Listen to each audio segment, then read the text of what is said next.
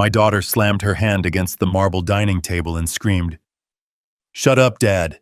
Nobody cares what you think you are, just a spare part in this house, so finish your food and go to your room."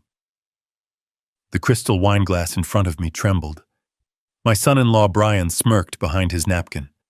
My 16-year-old grandson Justin did not even look up from his iPhone, simply snickering as he typed a text message. For 71 years, I have lived by a code of logic and logistics. I served as a director of logistics for a global shipping firm for 3 decades. I moved cargo across oceans. I managed crises that could bankrupt nations. I have never been told to shut up in my own home. I did not yell back. I did not throw my plate. I simply looked at Rachel. I looked at the woman I had raised. The woman whose private school tuition cost more than my first house. The woman who was currently wearing a diamond necklace I bought for her mother. I stood up. The chair legs scraped against the hardwood floor. I walked out of the dining room, and I never went back. Before I continue this story, please let me know where you are watching from in the comments below. Hit like and subscribe if you have ever had to walk away from people who did not know your worth. My name is Harold Anderson, but everyone calls me Hal. I am 71 years old, and for the last 5 years I have been a ghost in my own mansion. I sat in my study earlier that afternoon staring at a piece of paper that made my blood run cold. It was the monthly statement for the American Express Platinum card I authorized for Rachel. $14,500. The itemized list was a testament to her vanity. Pilates private sessions, a weekend spa retreat in Napa, 3 designer handbags. I picked up my pen, a heavy Mont Blanc that my late wife Catherine gave me for our 25th anniversary. I signed a check for $4,000 to a catering company called Elite Bites. This was for tonight's dinner. Rachel wanted to impress her friends from the country club. She told me I was paying for it because it was my contribution to the household expenses. I placed the check in an envelope. I looked around the room. This study was the last sanctuary I had left. This house in Greenwich, Connecticut is worth $2 million. I bought it cash 10 years ago so Catherine and I could retire in comfort. It has 6 bedrooms, a pool, and a 3-car garage. But I do not sleep in the master bedroom anymore. 3 years ago, Rachel told me that she and Brian needed more space. They said my snoring was keeping them awake even though their room was down the hall. They moved my things into the guest room on the first floor next to the kitchen. It is a small room with a single window that looks out at the driveway. They took the master suite with the balcony and the jacuzzi. They took the space where Catherine took her last breath. I allowed it. I told myself it was to keep the peace. I told myself that family helps family. I was a fool. I looked at the calendar on my desk. Today was Friday. The dinner was scheduled for 7. Brian would be there. Brian is 40 years old and calls himself a serial entrepreneur. In the 10 years he has been married to my daughter, he has started 6 companies. None of them have made a single dollar of profit. I have funded every single one. He calls them seed investments. I call them charity. Last month, he asked for $50,000 for a cryptocurrency trading bot. I refused. He has not spoken to me since. He walks past me in the hallway as if I am a piece of furniture. I checked the time. It was 6:30. I could hear the caterers setting up in the dining room. I heard Rachel shouting at the staff. She treats service workers like dirt. It makes my stomach turn. I stood up and adjusted my tie. I put on my navy blue blazer. I still dress for dinner. It is a habit I cannot break. Dignity is a discipline. I walked out of my study and into the kitchen. The smell of roasted lamb filled the air. Rachel was there inspecting a tray of appetizers. She wore a silk dress that probably cost $2,000. She looked at me with critical eyes. "Dad, try not to embarrass us tonight," she said. Her voice was sharp. "The neighbors are coming over later for drinks. Just eat your dinner and then go to your room. Don't start telling your boring stories about shipping containers. Nobody finds them interesting." I nodded slowly. I did not trust my voice. I walked into the dining room. The table was set with my grandmother's silverware. Brian was already seated, pouring himself a glass of the Cabernet Sauvignon I had been saving for a special occasion. He did not ask if I wanted any. He filled his glass to the brim. Justin was slumped in his chair, wearing headphones. "Take those off, Justin," Rachel snapped as she sat down. Justin rolled his eyes and pulled the headphones down around his neck. The music was still playing, tinny and irritating. So Brian said, taking a large gulp of wine, "I have a meeting with a venture capitalist on Monday. This tech incubator idea is going to be huge. We are talking unicorn status in 3 years. Hal, you really should reconsider getting in on the ground floor." I cut my lamb. It was overcooked. I paid $4,000 for overcooked lamb. "I think I will keep my money in bonds, Brian," I said calmly. "My risk tolerance is low these days." Brian scoffed. "That is the problem with your generation. No vision. You just want to hoard wealth. You do not understand how the modern economy works." I chewed slowly. "I understand that you cannot spend money you do not have, Brian. I understand that revenue must exceed expenses. That is a timeless principle." Rachel sighed loudly. "Stop it, Dad. Don't start lecturing him. Brian is a visionary. You spent your life moving boxes. It is not the same thing." The disrespect was palpable. It hung in the air like smoke. But I kept eating. I had endured this for years. I told myself it was for Justin. I wanted to be a grandfather. I wanted to be a male role model for the boy. But Justin was becoming a clone of his father. Maria, the housekeeper, came in to refill the water glasses. Maria has worked for me for 15 years. She nursed Catherine when she was sick. She is a good woman. As she poured water into Justin's glass, her hand shook slightly, and a few drops spilled onto the tablecloth. "Watch it, you idiot," Justin snapped. "Are you blind? Look what you did." He shoved his glass away, and water sloshed onto Maria's apron. She flinched and began to apologize profusely. "I'm so sorry, sir. I will clean it up." "Leave it," Justin said. "Just get out of my face. You are incompetent." Something inside me snapped. It was a small sound, like a dry twig breaking in a winter forest. It was the sound of my patience finally dying. I placed my fork down. "Apologize to her, Justin," I said. My voice was low, but it carried across the room. Justin looked at me with a sneer. "What? You heard me. You were rude. Maria is a human being. You will apologize to her right now." Justin laughed. A short, cruel sound. "She is the help, Grandpa. That is what she is paid for. To get yelled at when she messes up." He looked at his mother for support. Rachel was sipping her wine, looking bored. "Dad, leave him alone," Rachel said. "He is a teenager, and Maria is clumsy. She ruined the tablecloth." I looked at my daughter. I looked at the woman I held in my arms when she was born, the woman I comforted when she scraped her knee, the woman whose tuition debts I paid off so she could start her life debt-free. "Rachel," I said, "you are raising a brat. If you do not correct him now, he will become a useless man, just like his father." The room went silent. Brian turned purple. He slammed his wineglass down. "Hey, watch your mouth, old man. You are living in our house. You should show some respect." Our house. The words echoed in my ears. "This house is in my name, Brian," I said. "I bought it. I pay the taxes. I pay the electricity that powers your video games. I pay for the food in your stomach. You are a guest here. A permanent, ungrateful guest." That was when it happened.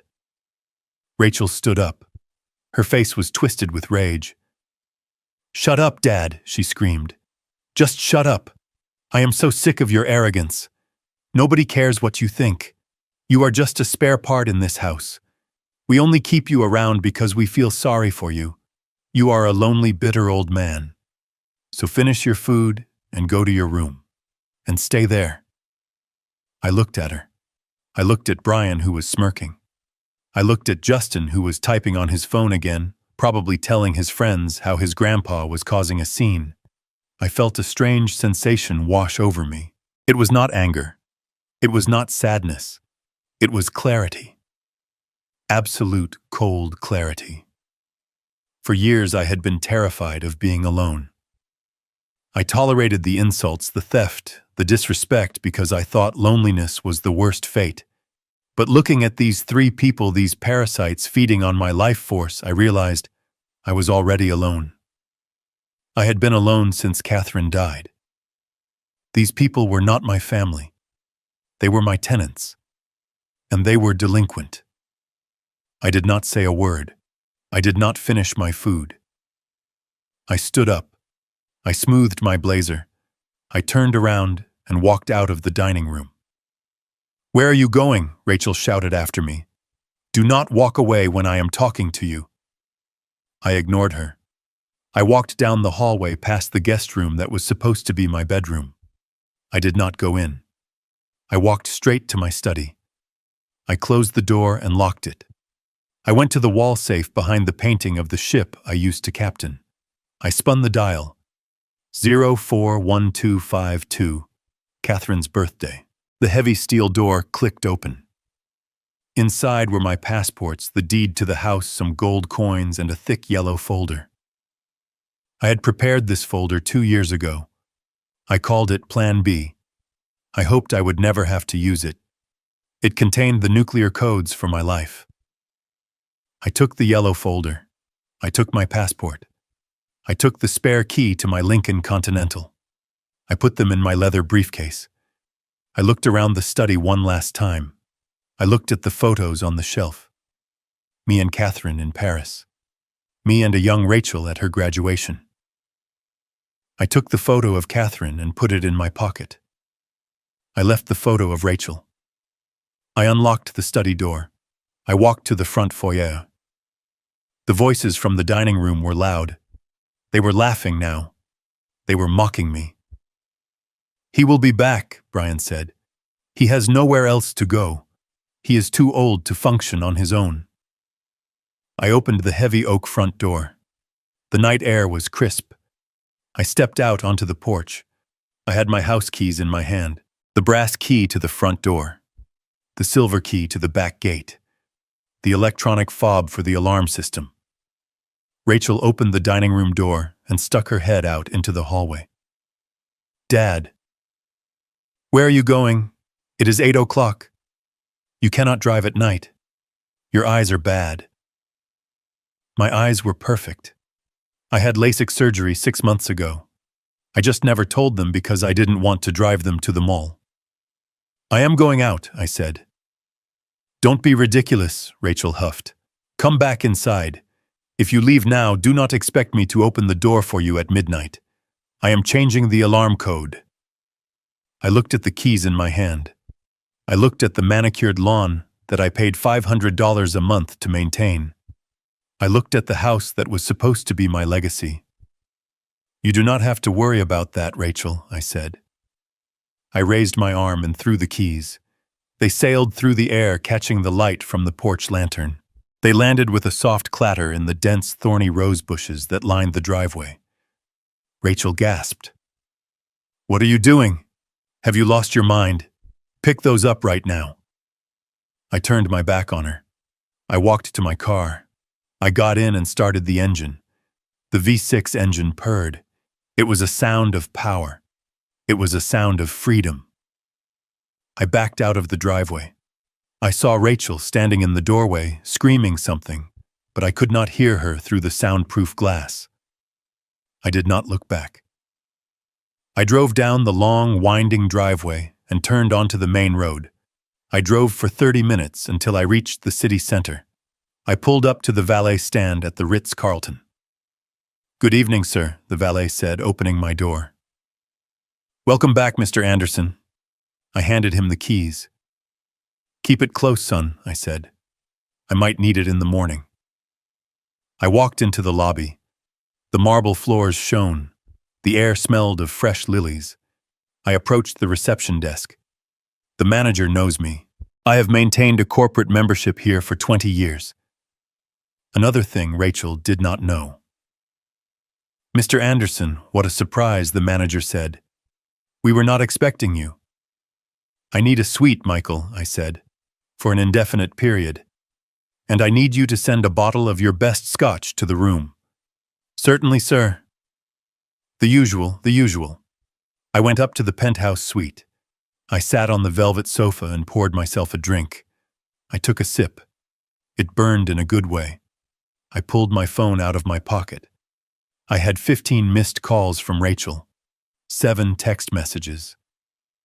Where are you? This isn't funny, Dad. Pick up the phone. You are acting like a child. We are worried sick. Brian is going to call the police. Answer me. I did not answer.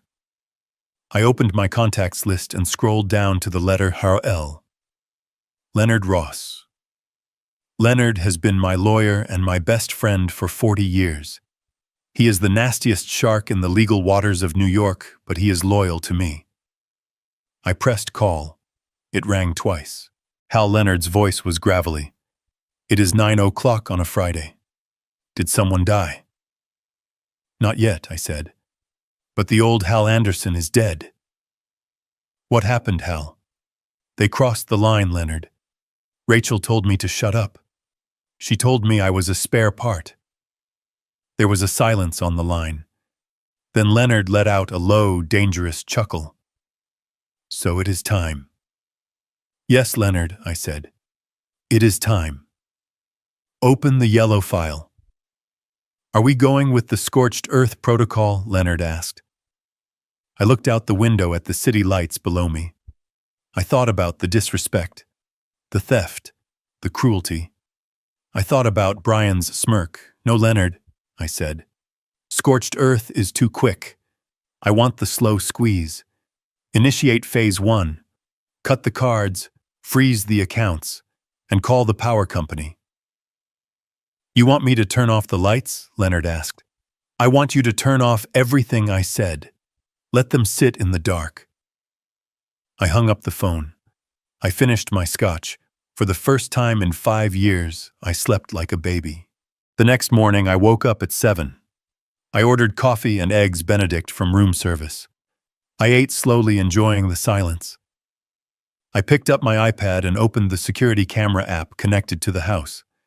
I had installed cameras everywhere 2 years ago after I noticed cash missing from my wallet. Rachel and Brian thought they were just outdoor security cameras, but I had internal feeds in the kitchen and the living room. They had no idea.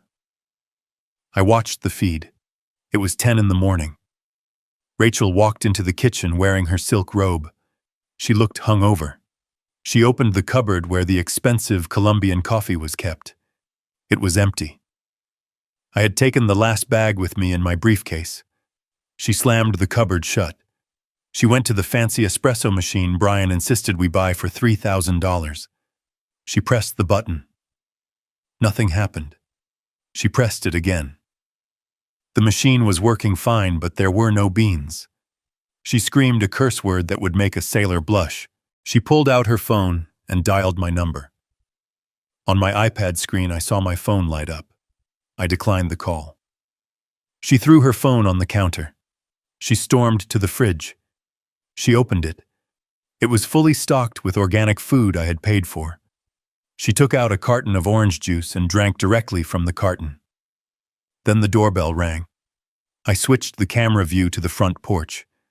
It was Mr. Henderson, the landscaper. He was a big man with a thick mustache. He looked impatient. Rachel opened the door. What do you want? She snapped. I want my money, Mrs. Anderson, Mr. Henderson said. $400 for this week's work. Your father usually leaves cash in an envelope under the mat. It is not here. My father is out running errands. Rachel lied. Come back later. I cannot come back later, Henderson said. I have a crew to pay. I need the money now or we stop working, and we take the new hydrangeas we just planted. Rachel scoffed. Fine. Do you take cards? I have a square reader on my phone, Henderson said. Rachel marched back into the house and grabbed her purse. She pulled out the black Amex card. My card. The one she was an authorized user on. She marched back to the porch and handed it to Henderson. He swiped it. He frowned. He swiped it again. It is declined, ma'am. That is impossible, Rachel said. That card has no limit. Try it again. He tried it again. Declined. Do you have another card? Henderson asked. Rachel pulled out a Visa. Declined. She pulled out a MasterCard. Declined. I sat in my hotel suite sipping my coffee. Leonard works fast. He had canceled every supplementary card at 9 a.m. sharp. This machine must be broken, Rachel yelled. The machine is fine, Lady Henderson said. Look, I am taking the hydrangeas, and do not call us again until you have cash. He walked away. Rachel stood on the porch in her robe, watching him dig up the expensive flowers she had demanded I buy last week. She looked furious. She looked scared. I zoomed in on her face. This was just the beginning. The gardening bill was $400. The mortgage payment was due on Monday. The electricity bill was due on Tuesday. And Brian's car lease payment was due on Wednesday. I watched as Brian walked out onto the porch, rubbing his eyes. What is going on, babe? He asked. The cards are not working, Rachel screamed, and Dad is not answering. Brian laughed. He probably forgot to pay the bill. The old man is losing it. Do not worry, I will go to the bank and sort it out. I need to transfer some funds anyway for my meeting. I watched Brian walk to the driveway.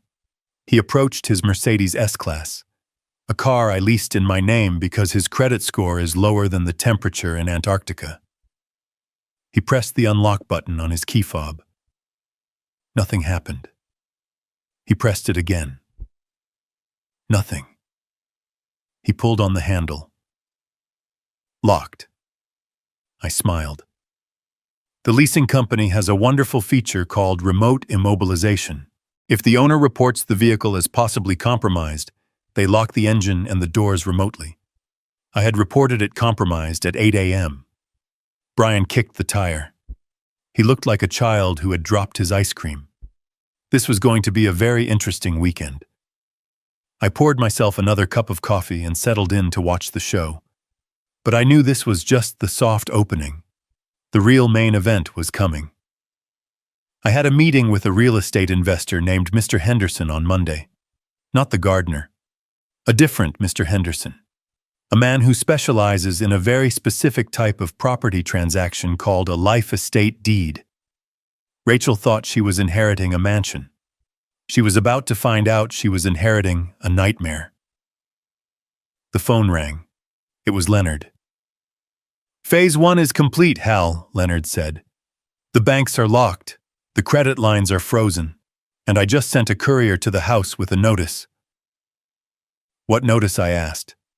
A notice of breach of contract, Leonard said, regarding the authorized user agreement. It states that any attempt to access the accounts is now considered fraud. Perfect, I said. Hal Leonard paused. Are you sure you want to go through with the power cut? It is going to be 90 degrees this weekend. I looked at the screen. I saw Justin walking out of his room screaming that the Wi-Fi was down.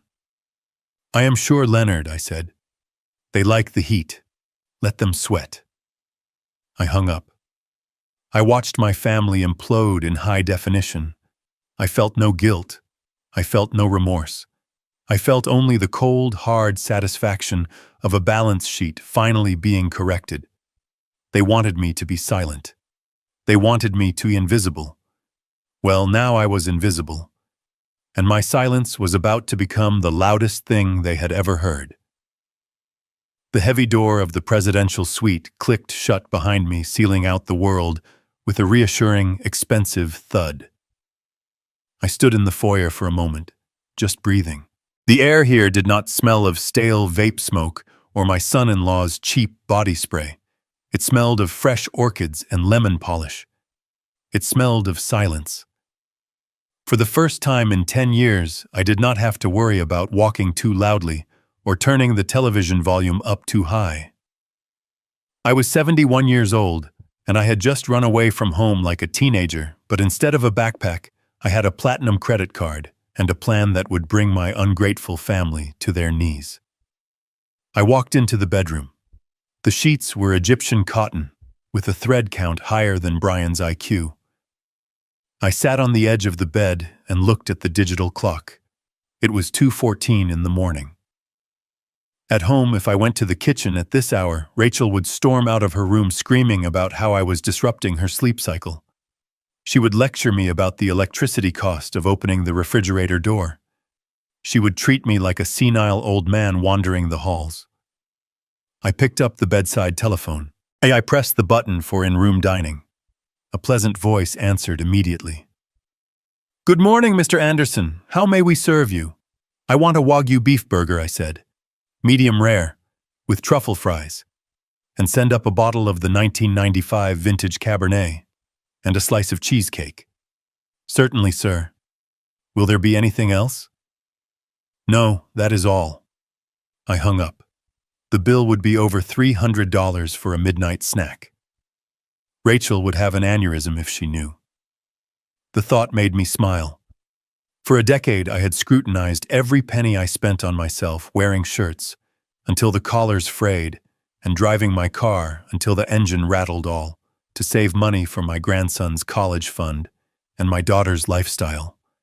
I had denied myself everything so they could have everything, and they told me to shut up. They told me I was a spare part.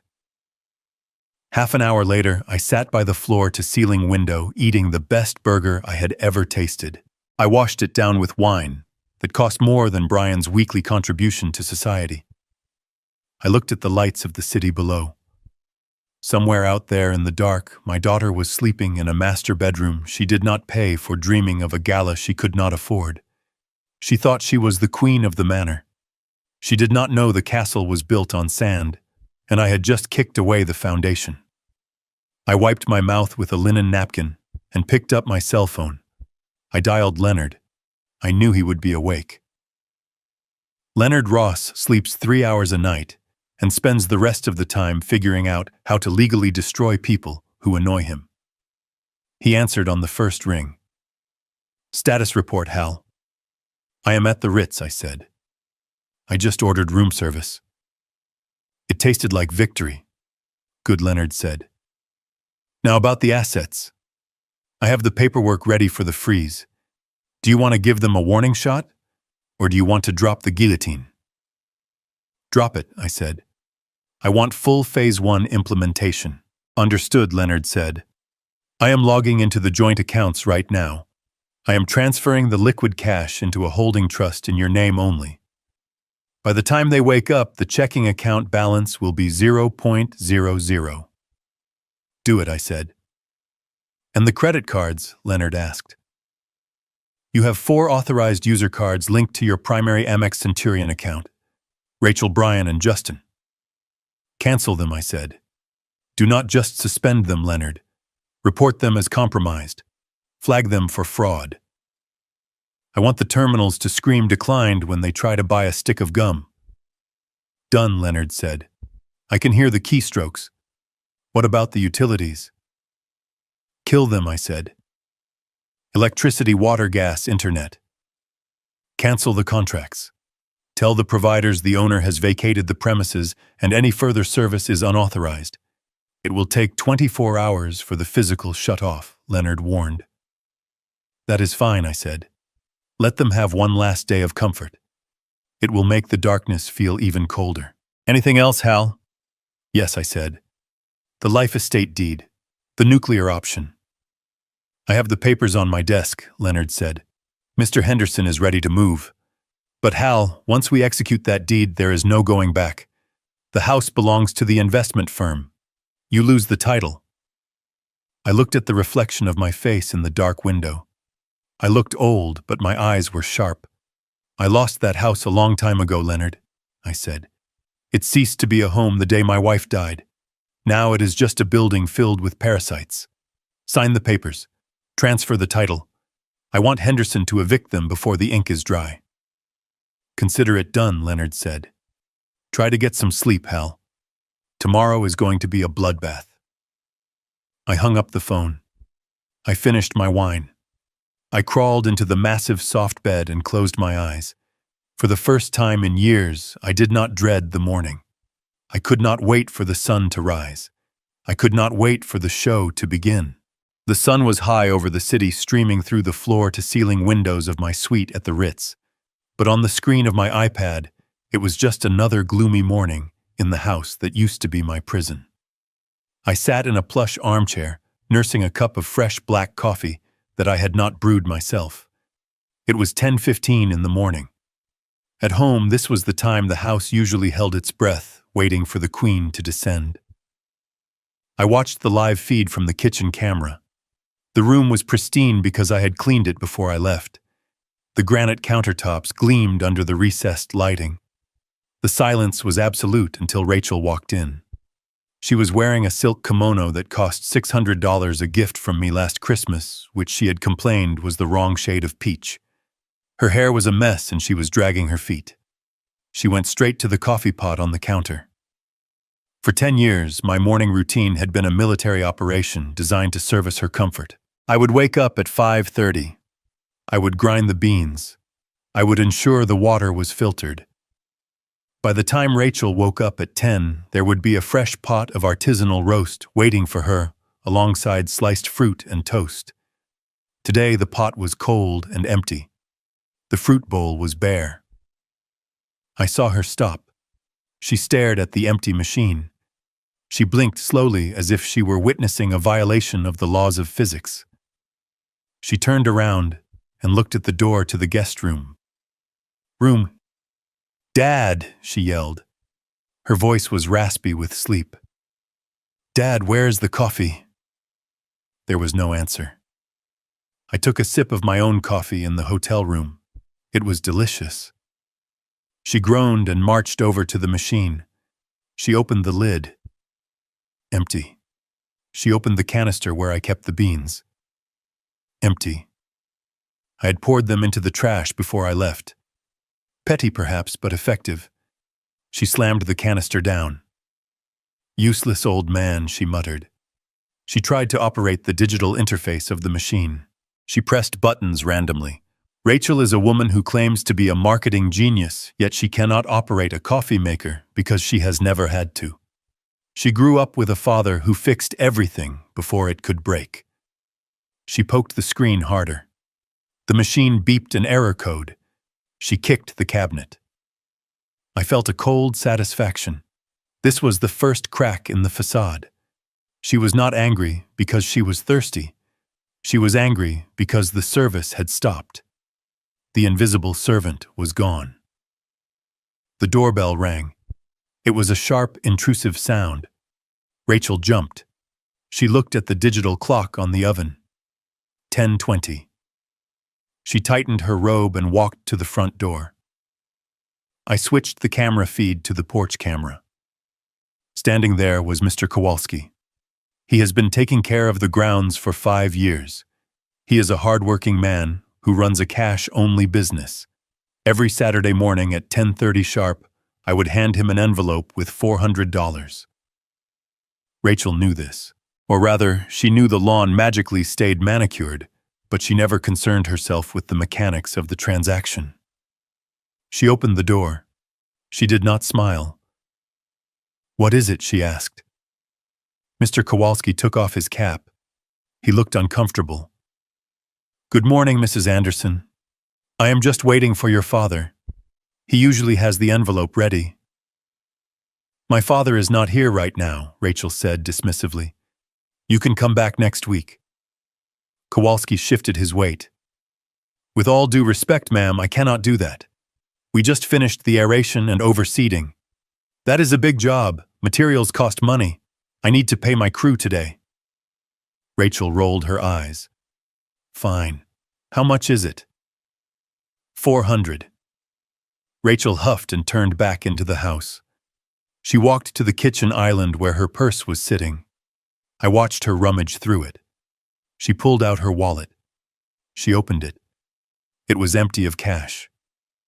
Rachel never carries cash. Why would she when she has a father who acts as a walking ATM? She pulled out the black card, the heavy titanium American Express Centurion card. It shines under the kitchen lights. It is a symbol of ultimate buying power. It is the card she uses to buy her shoes, her spa days, and her validation. It is the card linked directly to my primary account. The card I had Leonard report as stolen at 9 o'clock this morning. She walked back to the front door. "I do not have cash," she said, handing the card to Kowalski. "Do you have a reader?" Kowalski nodded. He pulled a small white square reader from his pocket and plugged it into his phone. He swiped the black metal card. I leaned forward in my hotel chair. This was the moment where the rubber meets the road. Kowalski looked at his phone. He frowned. He swiped the card again. "It is not going through, ma'am," he said. Rachel laughed a short, incredulous sound. "Do not be ridiculous. That card has no limit. It is an Amex Centurion. Try it again. Your internet is probably bad." He tried it again. He showed her the screen. "Declined code 05. Pickup card." Rachel snatched the card back. She looked at it as if it had betrayed her. "There must be a mistake," she said. Her voice was rising an octave. "My father probably forgot to pay the bill. He is getting senile.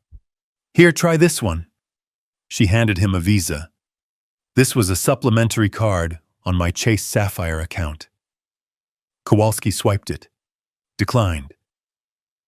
Rachel's face began to flush, a deep red stain creeping up her neck. This was not just inconvenience. This was humiliation. This was a wealthy woman in her silk robe being told she was broke by the gardener in front of her neighbors. "I cannot believe this," she shrieked. "Just wait here." She ran back into the kitchen. She grabbed her phone. She dialed my number. On my iPad screen, I saw the incoming call notification. I let it ring. I watched her on the camera pacing the kitchen floor, biting her thumbnail. She looked small. For the first time in years, she looked small. She hung up and ran back to the door. "Look, he is not answering. You will just have to bill us later." Kowalski put his cap back on. His face was hard. "I do not do billing, Mrs. Anderson. I work for cash. If you cannot pay, I cannot come back, and I will be taking the fertilizer bags we left in the shed." He turned and walked away. "Fine," Rachel screamed after him. "Go. We will find someone better." She slammed the heavy oak door. She leaned against it, breathing hard. She looked at the credit card in her hand. She looked at the empty house. For 38 years, she has walked through life with a safety net woven from my bank accounts. She has never known the terror of a declined transaction. She has never known the shame of not being able to pay a man for his honest work. She walked back to the kitchen. She opened the fridge and stared blankly at the shelves. She was looking for comfort, but there was none. She was looking for answers, but the house was silent. She slammed the fridge door. "Dad," she screamed into the empty room. "Dad, pick up the damn phone." I took another sip of my coffee. It was getting cold, but it still tasted sweet. I did not pick up the phone. I simply watched. This was the first lesson. The world does not care who your father is if the card does not swipe. She was about to learn that her status, her pride, and her lifestyle were all leased. And the lease had just expired. My iPhone sat on the polished mahogany desk of the hotel suite, vibrating with the relentless persistence of a trapped insect. I did not turn it off. I did not put it in a drawer. I left it right there next to my glass of iced water and my new leather-bound notebook. I wanted to see the desperation. I wanted to measure the panic. In logistics, we call this monitoring the supply chain disruption. When the flow of goods stops, the stakeholders scream. And my family was screaming. The screen lit up again. Rachel. This was her 12th attempt in the last hour. I watched the name flash white against the black background. A photo appeared next to her name. It was a picture from her wedding day 15 years ago. She looked happy then. I paid $80,000 for that wedding. I paid for the dress, the flowers, the open bar that Brian drank dry. I remember she hugged me that day and said I was the best father in the world. Now the phone just buzzed and buzzed until the screen went dark again. I took a sip of water and tapped the voicemail icon. The red number indicated 9 new messages. I put the phone on speaker. I leaned back in my chair, crossing my legs. It was time for the performance review. Message 1. 10:45 a.m. Rachel. Her voice was high-pitched, tight with indignation. Dad, this is ridiculous. The gardener just left and took the hydrangeas. Do you hear me? He dug them up. You need to call him and fix this.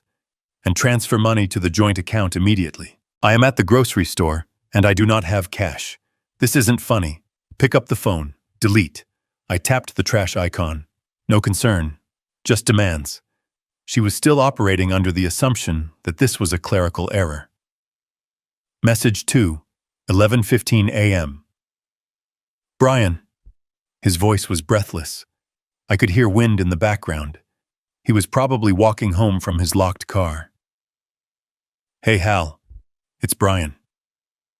Listen, buddy, there seems to be a glitch with the Mercedes. The leasing company says it is reported stolen.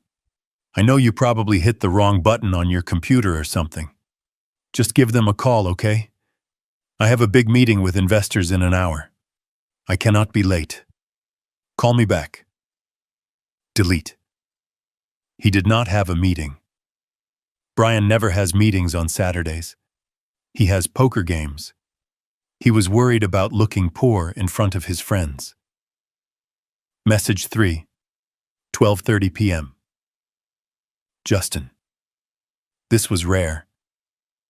My grandson only calls me when he wants the latest gaming console. Grandpa, the internet is down. The internet. Mom says you didn't pay the bill. I am in the middle of a ranked match.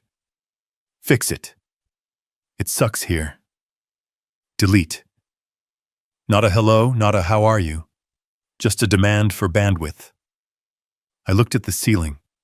I wondered if I had failed them or if they were just broken people. I decided it did not matter anymore. The result was the same. Message 4, 1:45 p.m. Rachel again. The tone had shifted. The anger was being replaced by a strategic layer of fake concern. This was the dangerous phase. Dad, we are getting worried. You never disappear like this. Brian thinks you might be having an episode. You know, like confusion. We just want to make sure you are safe. Please call us. If you don't, we might have to call the hospitals or the police. We just love you, Dad. Please. I let that one linger for a moment, before hitting delete. Love. She used the word like a currency she had counterfeited. She was building a narrative. She was laying the groundwork for the senility argument. If I was missing, I was confused. If I was confused, I needed a guardian. If I had a guardian, she got control of the accounts. It was a transparent, clumsy gambit. Message 5, 2:10 p.m. Brian again. He sounded sweaty. Hal, pick up. Rachel is crying. She is really scared. Look, if this is about the $50,000 I asked for, we can forget it. Okay. Just come home. We can talk about the rent or whatever. Just stop this. I laughed.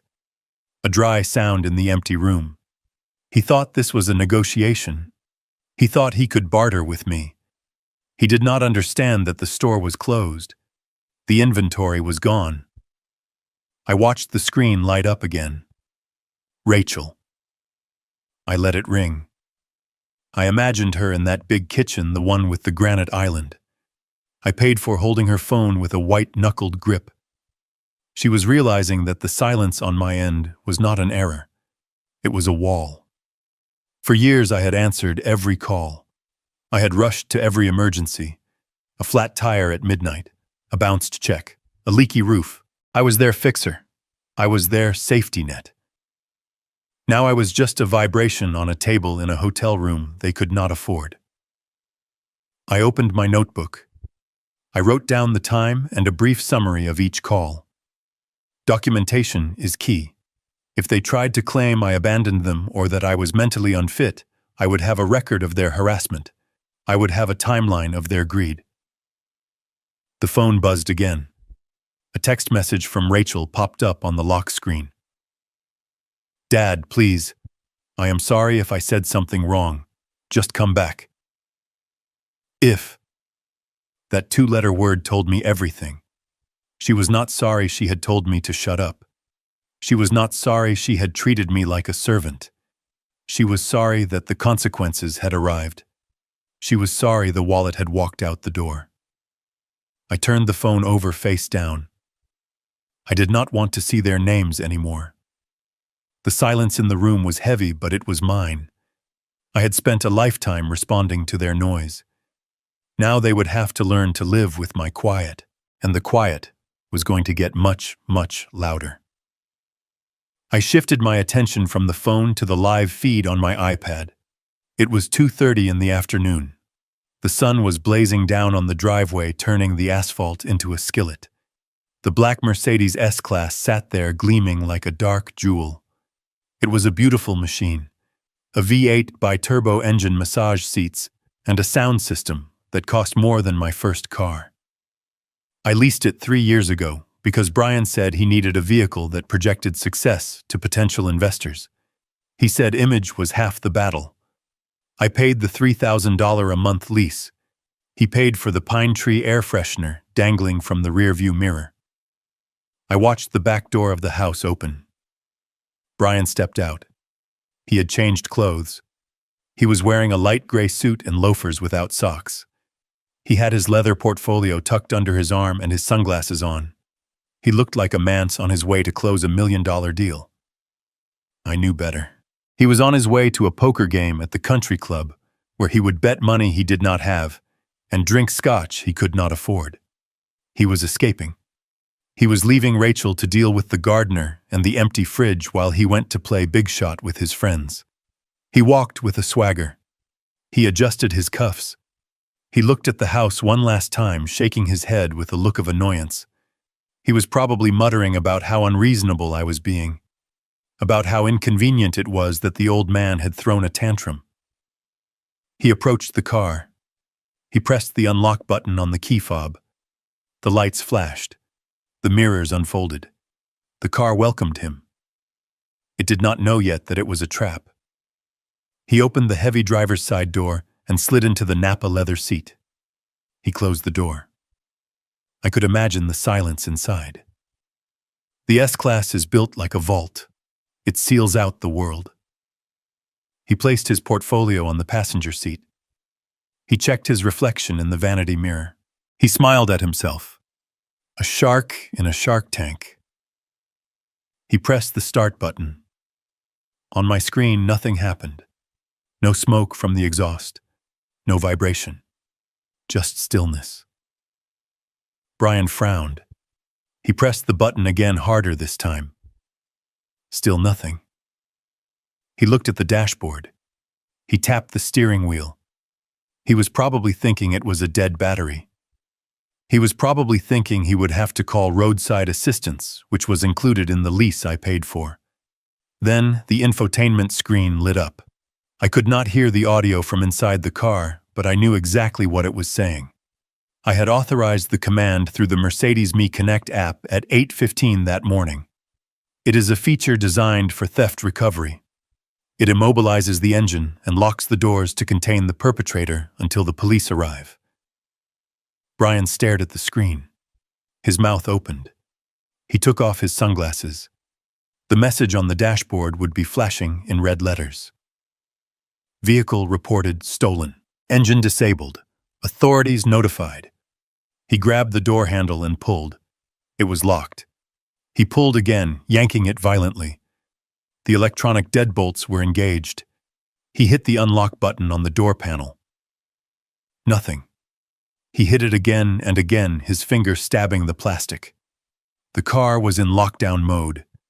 It had become a prison cell lined with leather and walnut wood. He started to panic. I could see it in his body language. He turned toward the passenger door and lunged across the console. He pulled that handle. Locked. He tried the back doors. Locked. He was trapped. The sun beat down on the black roof. The car had been sitting in the driveway for hours. The interior temperature was climbing rapidly. Without the engine, there was no air conditioning. It was a greenhouse. A very expensive, very airtight greenhouse. Brian started pounding on the window. The glass in an S-Class is double-paned acoustic laminate. It is designed to keep out road noise and paparazzi. It is very hard to break with a human fist. He pounded and screamed. I could see his face contorting. He was yelling for help. But the driveway is long, and the nearest neighbor is acres away. Rachel was inside the house, probably in the back bedroom, sulking. No one could hear him. He loosened his tie. He took off his jacket. Sweat was already darkening his gray shirt. He looked at his phone. He dialed a number. He held it to his ear and then threw the phone onto the passenger seat. No signal.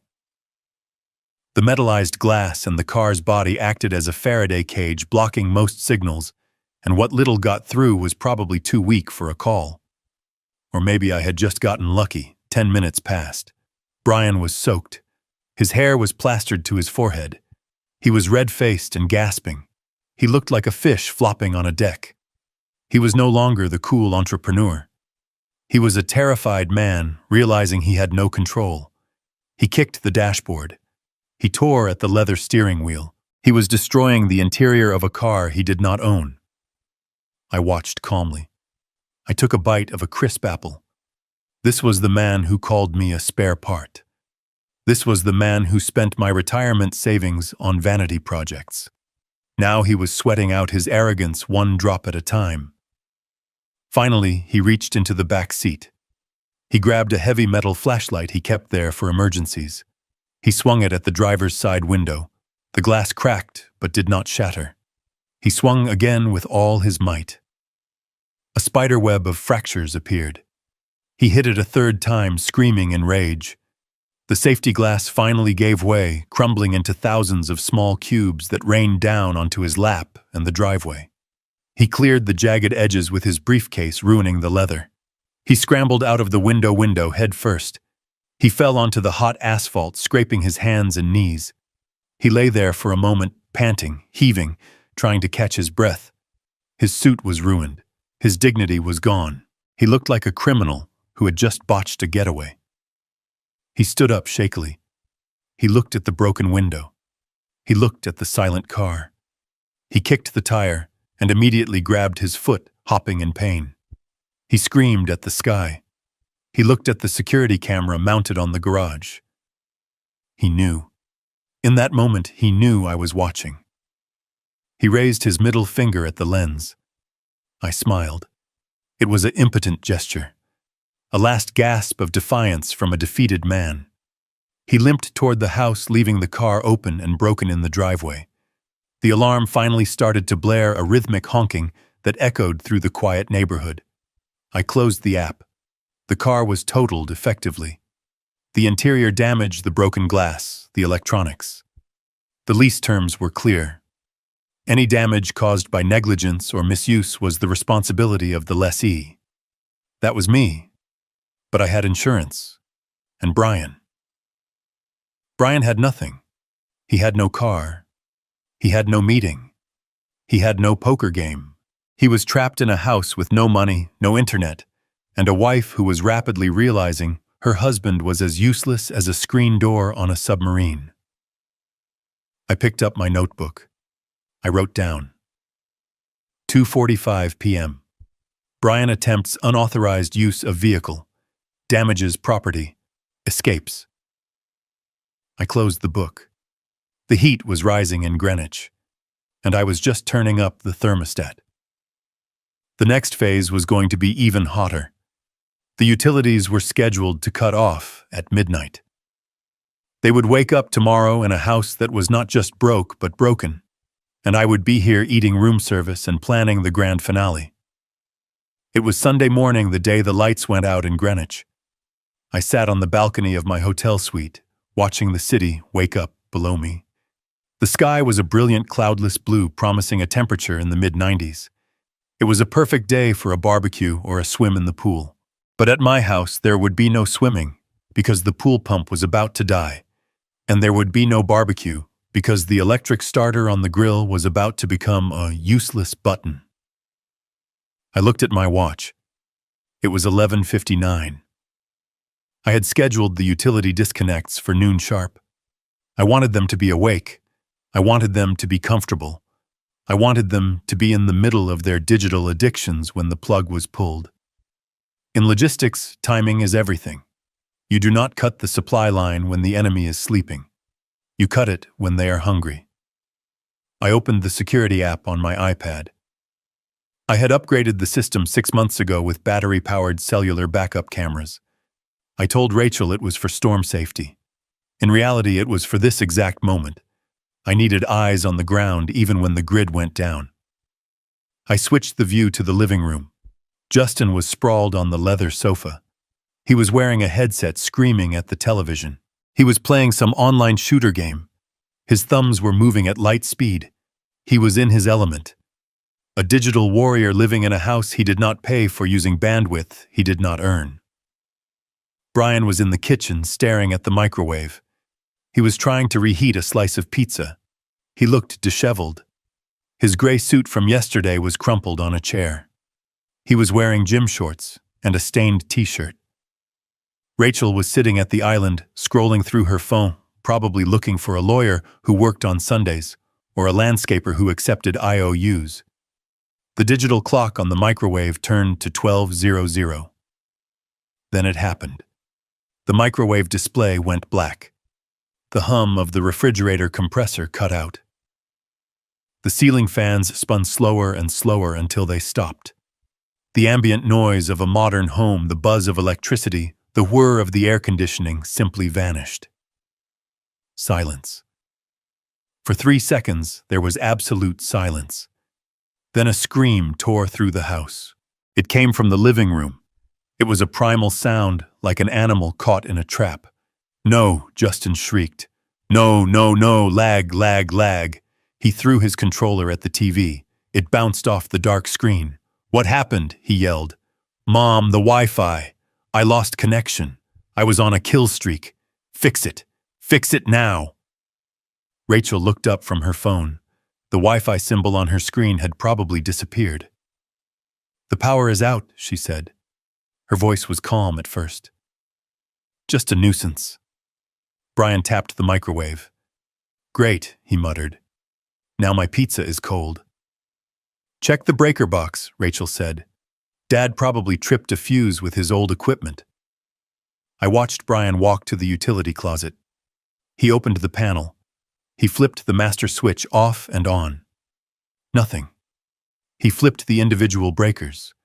Click, click, click. The sound echoed in the dead air. Nothing happened. "It is not the breakers," Brian called out. "The meter is dead."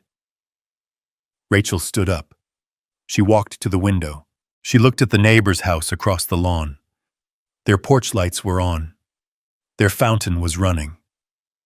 "The neighbors have power," she said. A note of panic crept into her voice. "Why don't we?" Justin ran into the kitchen. He was red-faced. He was shaking. "I cannot connect to the hotspot either," he screamed. "There is no service." I smiled. I had canceled the family data plan 10 minutes ago. They were now relying on the mercy of public towers, which were notoriously weak in our valley. "It is getting hot in here," Brian said, wiping his forehead. Without the central air conditioning, the house was basically a glass oven. The sun beat down on the large windows. The insulation that kept the heat in during winter was now trapping the solar radiation. The temperature inside would climb to 90 degrees within hours. Rachel went to the sink to get a glass of water. She turned the handle. A thin trickle came out, then a sputter, then nothing. The house is on a well system. The well pump runs on electricity. No power means no water. No water means no ice, no showers, and most importantly, flushing toilets. Rachel turned the handle back and forth frantically. The water, she whispered. The water is gone too. This is impossible, Brian said. This is a utility failure. I am calling the power company. He pulled out his phone. I watched him dial. I could imagine the automated message he was hearing. We are sorry, the account associated with this number has been closed by the account holder. He lowered the phone slowly. His face was pale. They said the account is closed, Rachel. They said the owner terminated service. Rachel grabbed the counter. She looked at the security camera in the corner of the ceiling. She stared right at me. She knew. He turned it off, she hissed. He turned everything off. Justin kicked the island. I hate him, he screamed. I hate him. I am going to fail my rank. He does not care about your rank, Justin, I said to the empty hotel room. He cares about respect, and you just ran out of credit. I switched the camera view to the pantry. I looked at the shelves lined with gourmet food, truffle oil, imported pasta. Then I looked at the refrigerator. It was a Sub-Zero model that cost $12,000. Inside it was stocked with $300 worth of organic grass-fed steaks. There was a jar of caviar Brian had bought to celebrate his non-existent business deal. There were artisanal cheeses. There was fresh salmon. The temperature inside that metal box was rising. Bacteria were beginning to multiply. The steaks were starting to sweat. The milk was starting to sour. By tomorrow morning, the smell would be unbearable. That food represented hours of my labor. It represented early mornings and late nights at the shipping yard.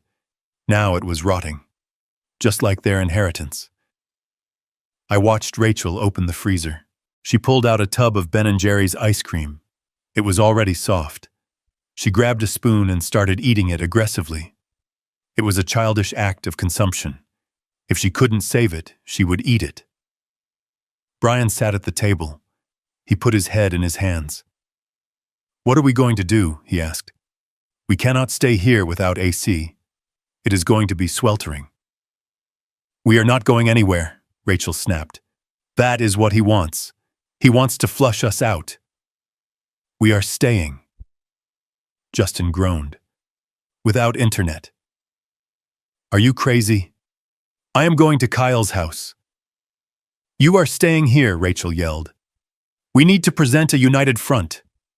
When he calls, we need to be here. He is not going to call, Brian said. His voice was hollow. He blocked us, Rachel. The car is bricked. The cards are dead. The lights are out. He is not playing games. This is war. I closed the iPad cover. Brian was smarter than he looked. It was indeed war. And I had just cut off their supply lines. Siege warfare is a slow, ugly business. It breaks the spirit before it breaks the body. They were trapped in a mansion that was rapidly becoming a tomb. A dark, hot, silent tomb filled with the stench of spoiling luxury. I stood up and walked to the thermostat on the wall of my suite. I turned it down to 68 degrees. A cool breeze drifted from the vents. I ordered a glass of iced tea. I had all the time in the world. They had until the ice cream melted, and it was melting fast. It was 4:00 in the afternoon when the inevitable knock came at the door of my suite. It was not the soft, rhythmic tap of the housekeeping staff coming to turn down the bed, nor was it the brisk, professional knock of the room service waiter delivering my afternoon tea. This was a heavy, authoritative pounding. It was the sound of the state demanding entry. I did not jump. I did not panic. In the world of logistics, you learn that every action has a reaction, and I had calculated this specific reaction 12 hours ago. I stood up from the desk where I had been reading the Wall Street Journal. I checked my reflection in the mirror. I was wearing a fresh white dress shirt, pressed crisp trousers, and my reading glasses. I looked like a retired executive enjoying a vacation, not a confused geriatric wandering in a fog. I walked to the door and looked through the peephole. 2 uniformed officers from the Greenwich Police Department stood in the hallway. One was a young man looking tense and ready for a struggle.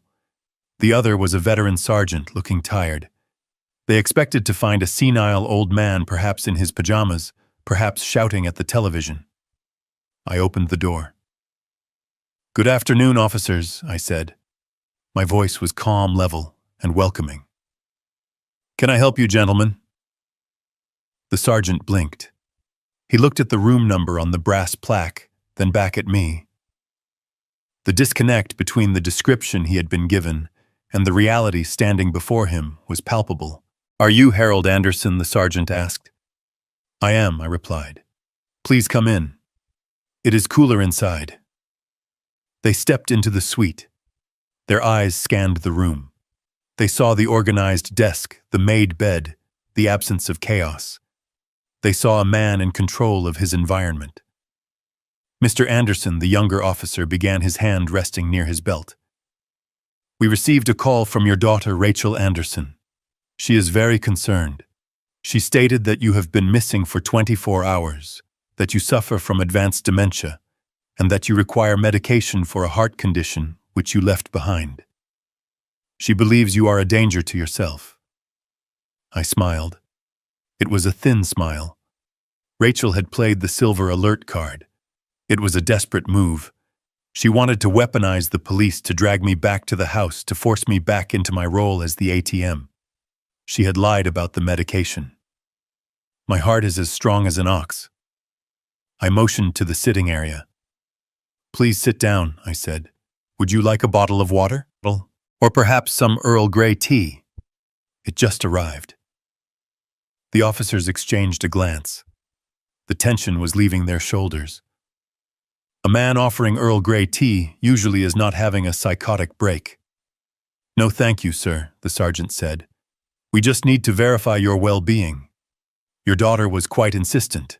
She said you might be disoriented and aggressive." I walked to my desk. I opened my leather briefcase. I took out a crisp white envelope. I had visited Dr. Arthur Cohen, the top neurologist in Connecticut, at 9 o'clock that morning. I had paid cash for an expedited evaluation. I knew Rachel would try to question my sanity, so I bought the proof of my sanity before she could even dial 911. I handed the document to the sergeant. "Officer, I anticipated this visit," I said. "This is a notarized affidavit of mental competency signed 6 hours ago by Dr. Cohen. It states that I am fully oriented, cogent, and capable of making my own financial and medical decisions. It also states that I have no history of dementia and no required heart medication." The sergeant read the paper. His eyebrows went up. He passed it to his partner.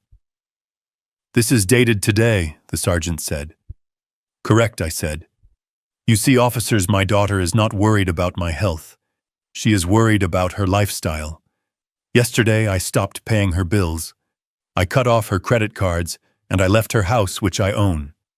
She is trying to use you to intimidate me into returning so I can resume paying for her mistakes." The sergeant let out a long breath. He looked at the luxury suite. He looked at me. He realized he had been used as a pawn in a domestic financial dispute. Police officers hate domestic disputes, but they hate being lied to even more. "So you are here of your own free will?" the sergeant asked. "I am," I said. "I am enjoying a vacation from my ungrateful family. And you are safe." "I am safer here than I was in that house," I said. The sergeant nodded. He took out his notepad. "Anderson, I apologize for the intrusion. We have to follow up on these reports, especially involving seniors. But it is clear that the report was inaccurate." "It was a lie, Sergeant," I said. It was a false police report filed to harass a citizen.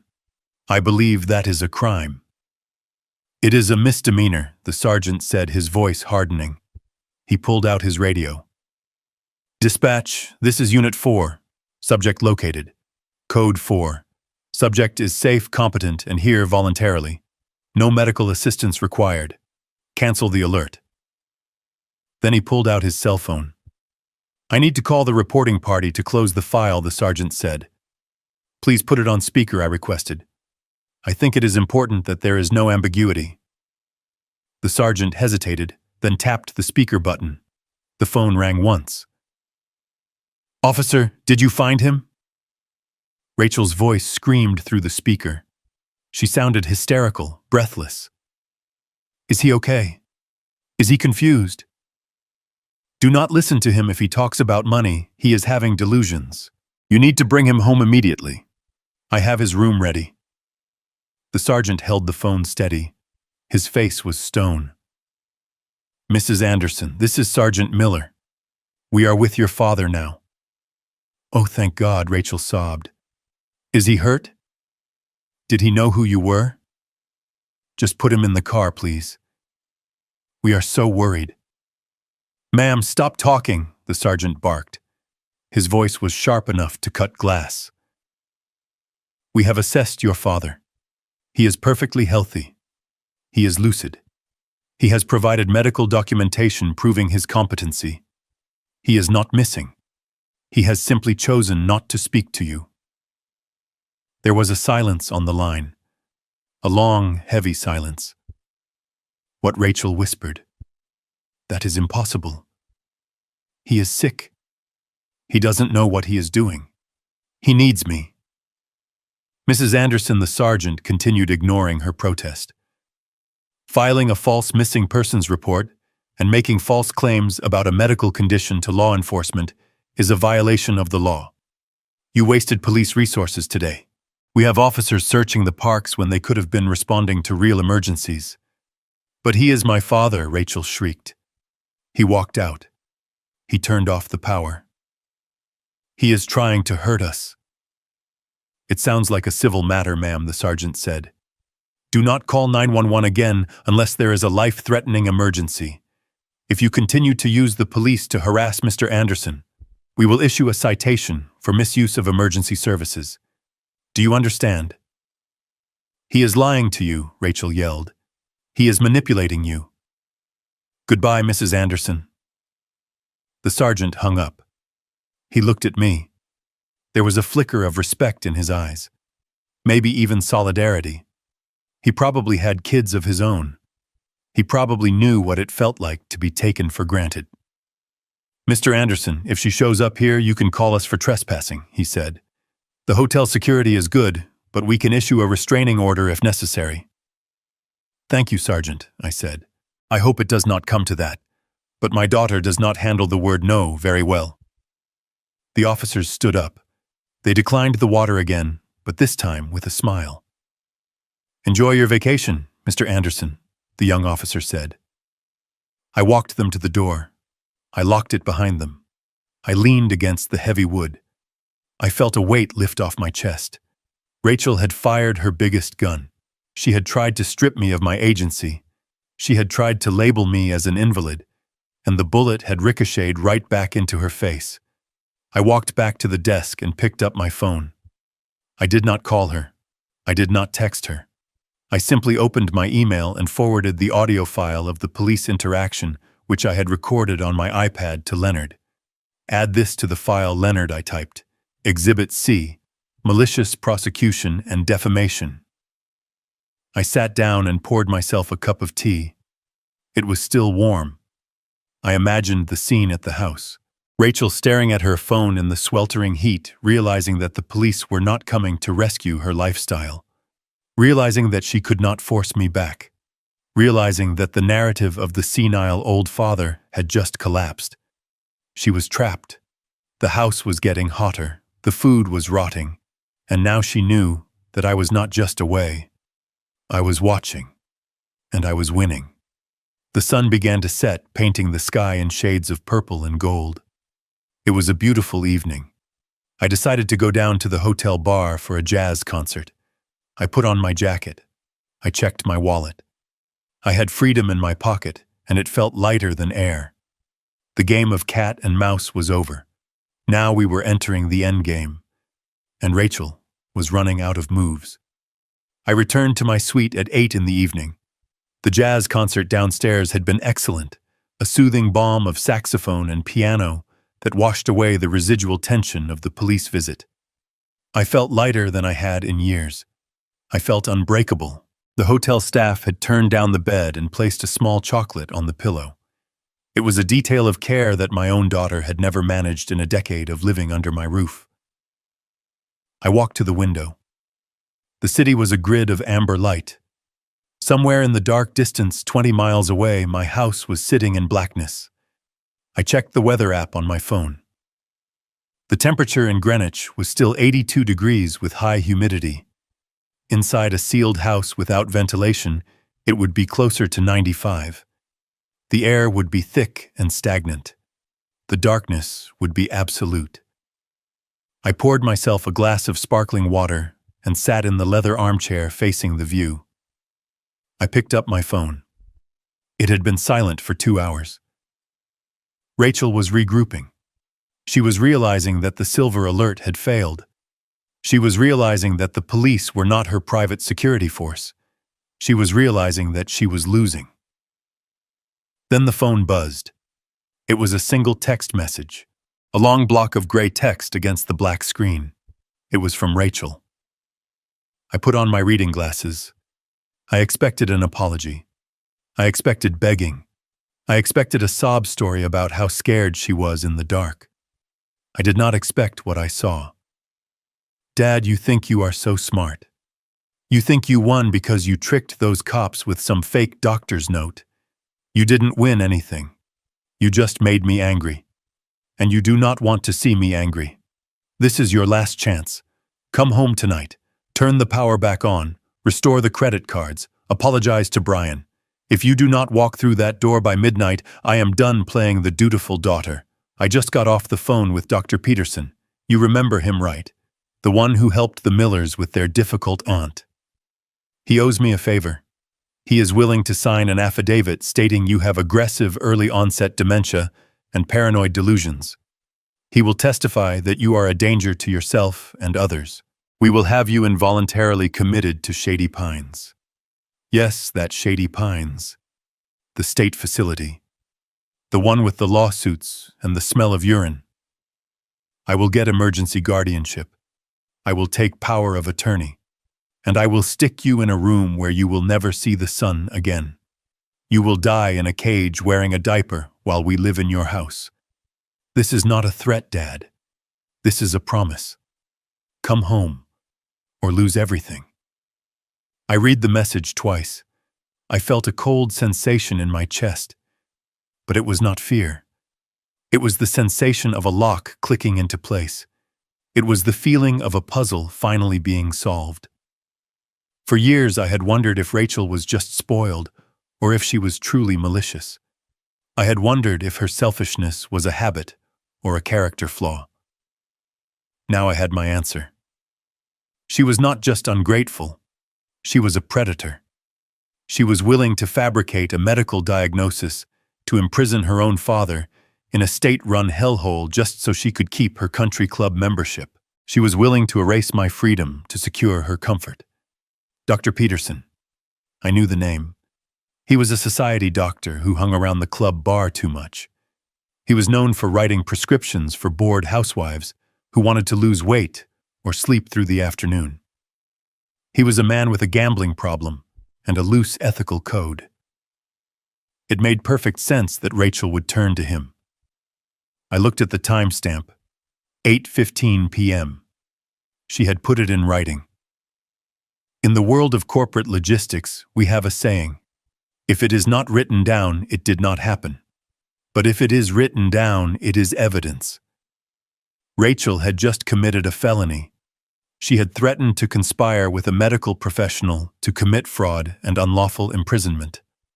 She had attempted to extort me, and she had sent the proof directly to the victim. I did not reply. I did not type out a furious defense. I did not call her to scream. I took a screenshot of the text. Then I took another, just to be safe. I opened my secure email app. I attached the image. I typed a single line in the subject field. Extortion and conspiracy. Evidence A. I sent it to Leonard Ross. 30 seconds later, my phone rang. It was Leonard. Hal, Leonard said. His voice was low and hard. I just got your email. Did she really send this? Just now, I said. She is dumber than I thought, Leonard said. This is a Class C felony in Connecticut. Attempted larceny by extortion, conspiracy to commit healthcare fraud, and threatening to unlawfully restrain a person. Hal, this is not a family dispute anymore. This is criminal. I looked at the city lights. I took a sip of my water. I know, Leonard. We can have her arrested, Leonard said. I can call the district attorney right now. I play golf with him on Sundays. We can have a warrant issued by morning. Dr. Peterson, too. He will lose his license before noon. I thought about it. I thought about Rachel in handcuffs. I thought about the scandal. It would be satisfying. It would be justice. Not yet, Leonard, I said. Why, Hal? She threatened to put you in a cage. Because arrest is too quick, I said. If she is arrested, she becomes the victim in her own mind. She becomes the martyr. She will cry to the press. She will say I set her up. No, Leonard. I want her to lose the house first. I want her to lose the status. I want her to stand in the dark, knowing she played her ace, and it was a joker. Leonard sighed. You are a cold man, Hal. She learned it from me, I said. Keep this text, Leonard. Notarize the receipt.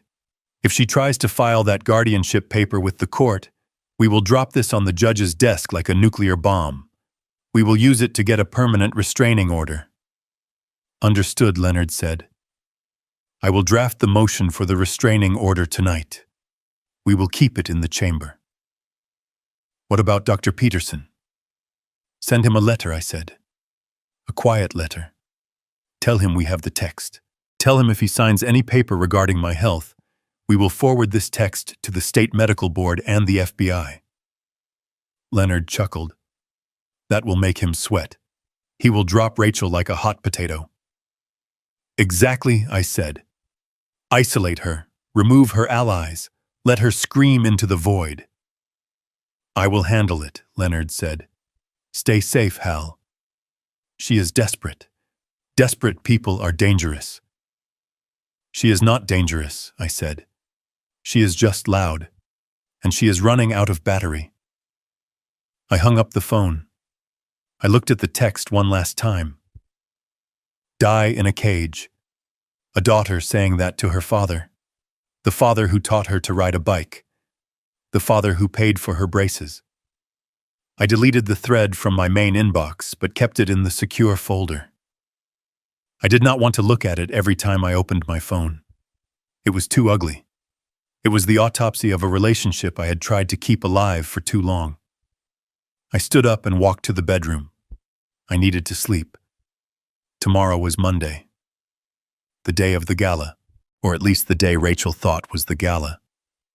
She was probably sitting in the dark right now, sweating, convinced that her threat would work. Convinced that I was a weak old man who would fold at the first sign of pressure. She did not know that I had dealt with pirates off the coast of Somalia. I had dealt with Union strikes in bold ports. I had dealt with corrupt customs officials in third world countries. A spoiled brat with an iPhone was not going to break me. I turned off the lamp. The room was cool and dark. I closed my eyes. I thought about Brian. While Rachel was threatening me, Brian was probably trying to figure out how to open my safe. He knew I kept emergency cash there. He didn't know I had emptied it weeks ago. He didn't know that the only thing inside was a nasty surprise I had planted for him. Let them plot. Let them threaten. Let them dig their own graves. I had the shovel, and tomorrow I was going to hand it to Mr. Henderson. The heavy door of this presidential suite clicked shut behind me, sealing out the world with a reassuring, expensive thud. I stood in the foyer for a moment, just breathing. The air here did not smell of stale vape smoke or my son-in-law's cheap body spray.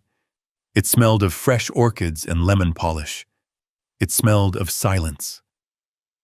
For the first time in 10 years, I did not have to worry about walking too loudly or turning the television volume up too high.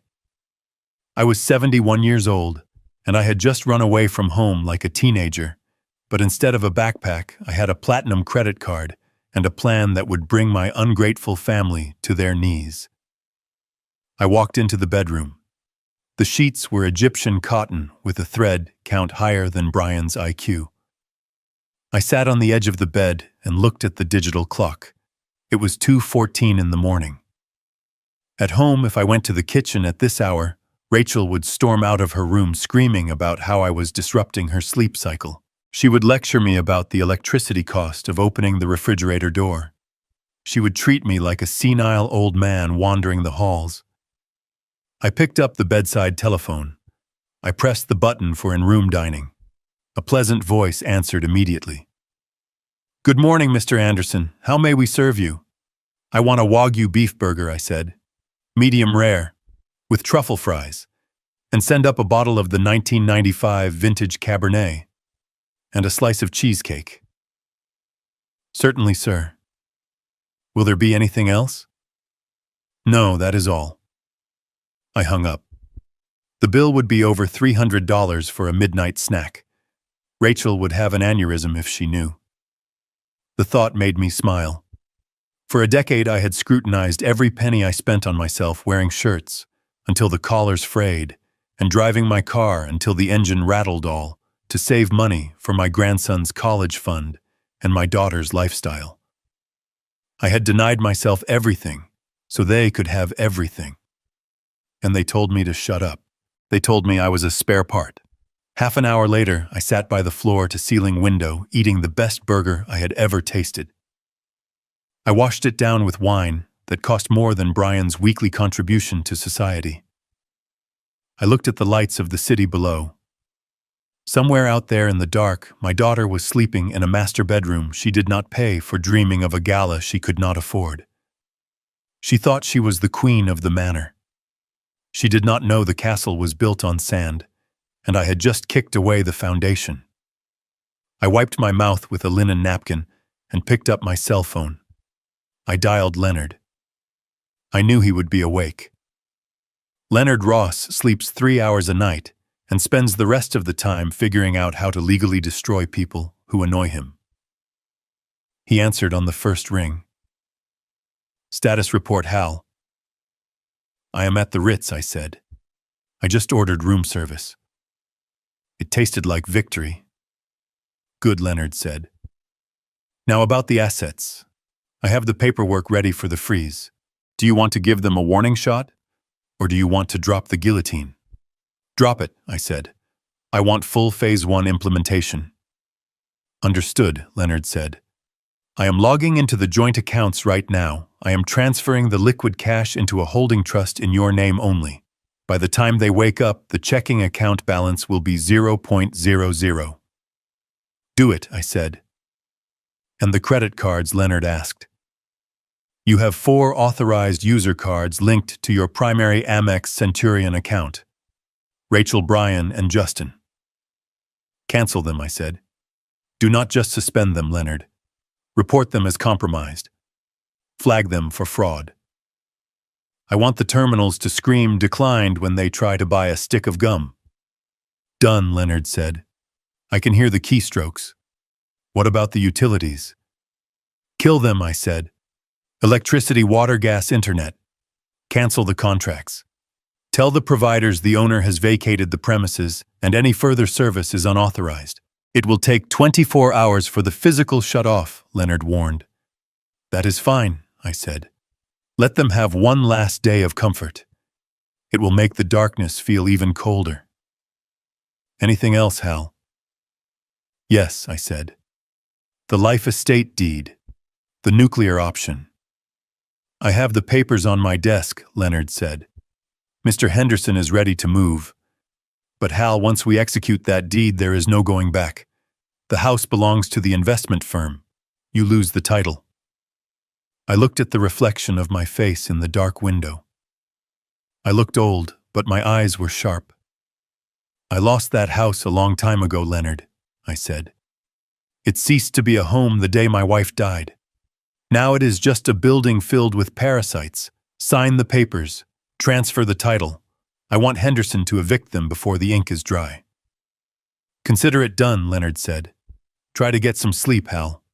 Tomorrow is going to be a bloodbath. I hung up the phone. I finished my wine. I crawled into the massive soft bed and closed my eyes. For the first time in years, I did not dread the morning. I could not wait for the sun to rise. I could not wait for the show to begin. I sat in the darkness of my hotel suite, illuminated only by the glow of the iPad screen. It was 3:14 in the morning on Monday, the night before the gala. The house in Greenwich was silent and sweltering, but there was movement in the study. I had been waiting for this. I had been predicting this specific act of desperation for 6 months. In the world of logistics, we call it a honeypot. You create an attractive target to lure a security breach into the open. My study safe was the honeypot. For years, I had kept a significant amount of cash there, roughly $50,000 in a fireproof box. I called it the Apocalypse Fund. Rachel knew about it. Brian knew about it. He had eyed that safe 100 times, his gaze lingering on the dial whenever he came in to ask for a loan. He thought it was his emergency piggy bank. He did not know that I had emptied it 3 weeks ago, leaving behind only a single white envelope. I watched the infrared feed. The door to the study creaked open. A beam of light from a heavy flashlight cut through the darkness. It was Brian. He was wearing black clothes like a cartoon burglar.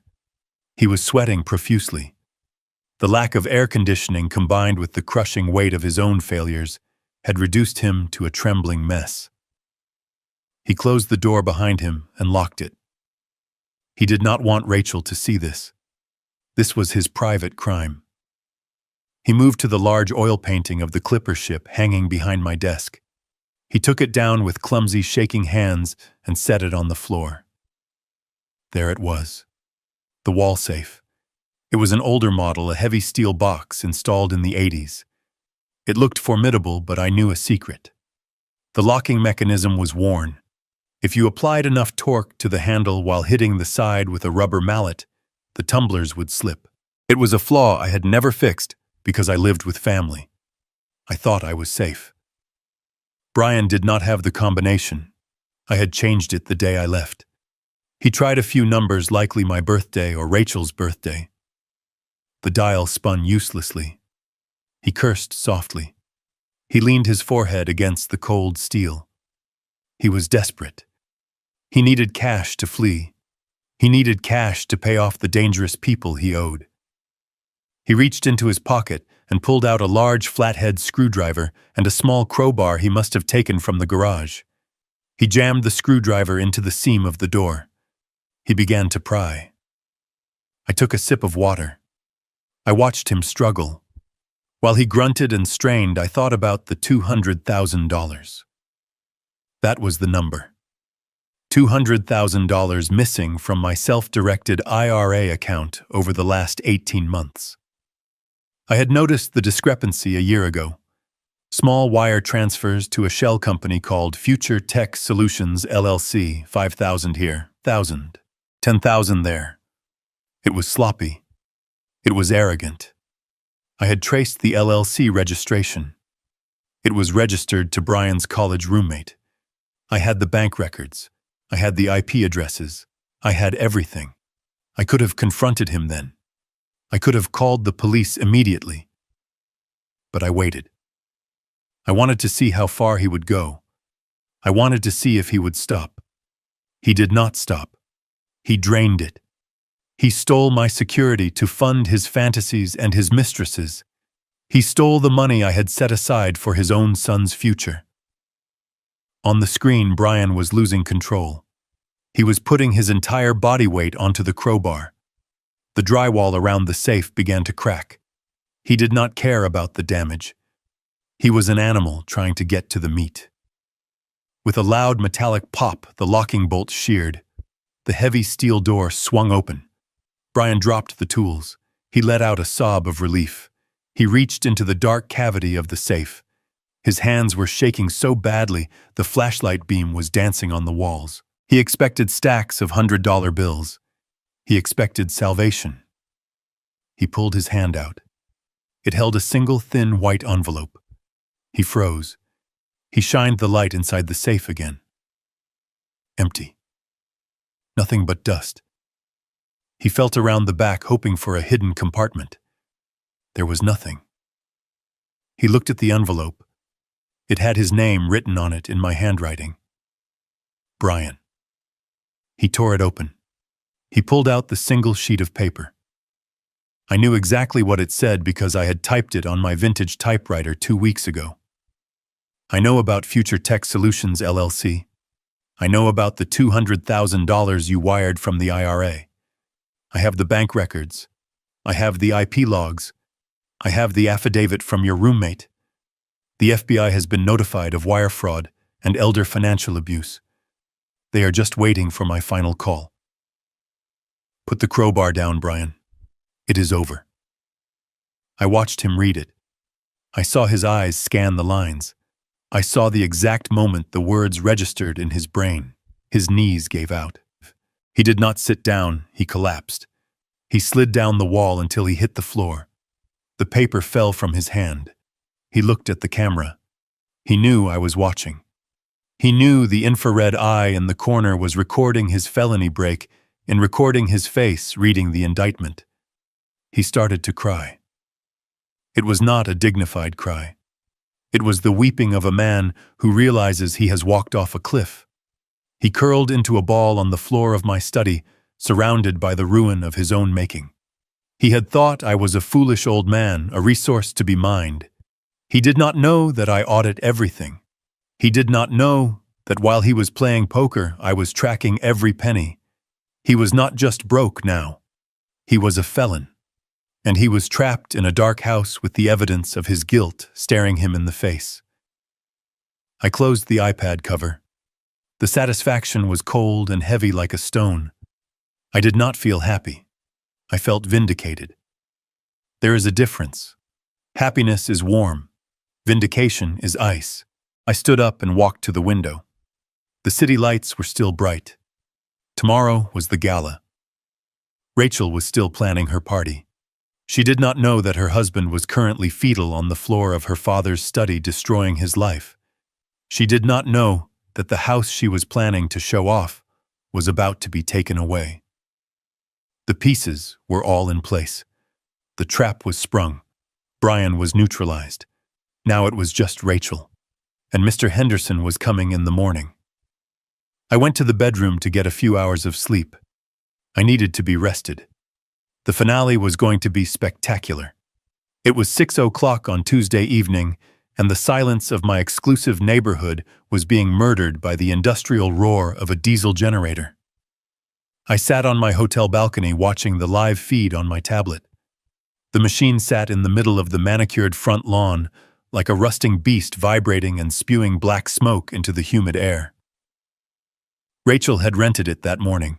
I saw the delivery truck arrive. She had paid in cash, likely pawning some of the jewelry I had given her mother to cover the rental deposit and the catering. This was the gala.